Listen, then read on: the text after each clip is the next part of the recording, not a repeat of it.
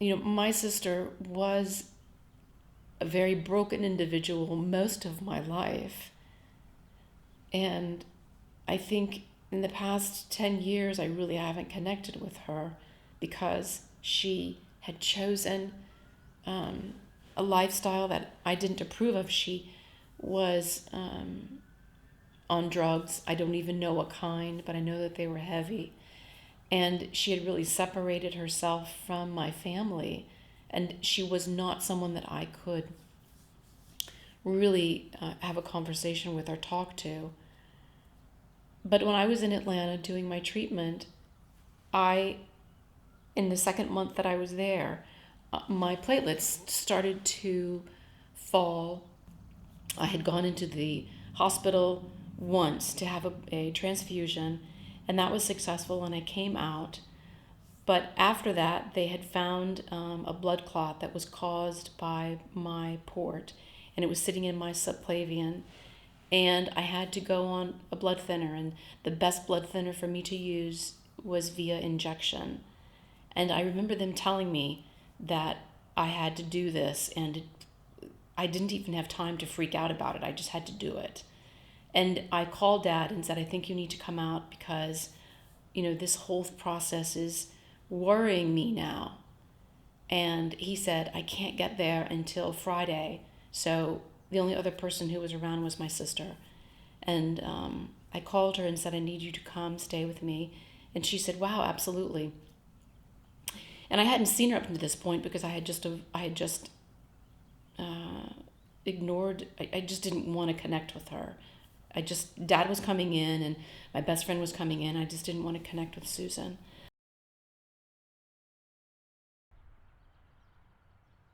So I was at the center and waiting for her to get the key to the hotel and check into the hotel room and give me a call. And I'm sitting there waiting, and she called and said, your room is beautiful and it's so positive in here. I feel a presence, and you are doing an amazing job. And I knew at that moment that she at least understood what I was going through.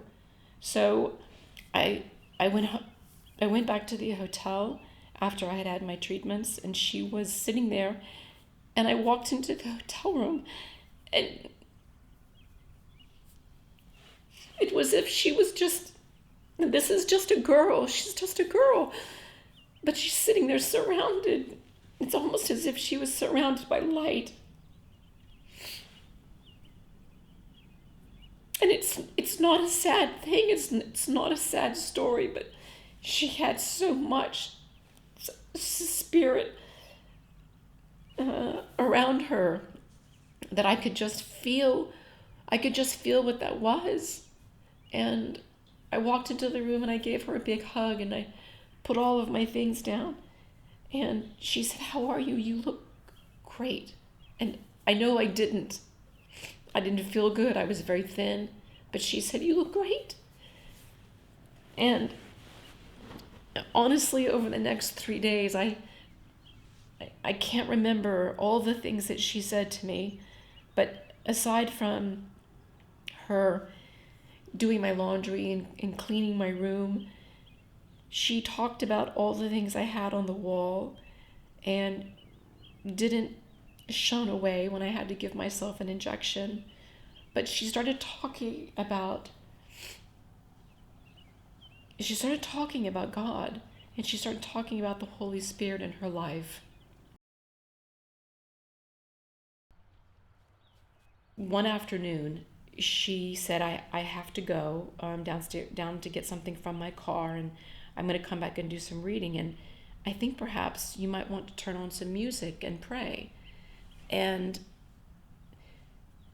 for someone who has never done that, it can be kind of embarrassing. I mean, I have prayed before, but I had never prayed to the degree that she was suggesting to me.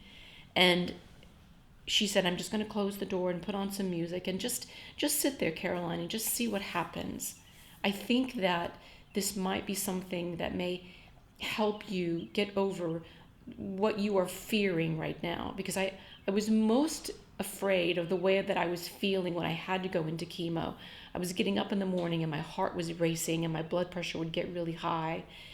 And she said, if you pray and ask for God's protection, I think that you will find that you will feel calmer. That's all she said. She wasn't trying to implement anything on me. And I did just that. I sat down and I turned on the music and I just sat there, and it was it was immediate. It was if it was if God was always waiting there, and all I needed to do was to reach up and grab his hand and say, I am open to what you might have to say. And all of these feelings came flooding through. Tears filled my eyes, but my heart was so filled, and I could hear this whisper that said, I will protect you.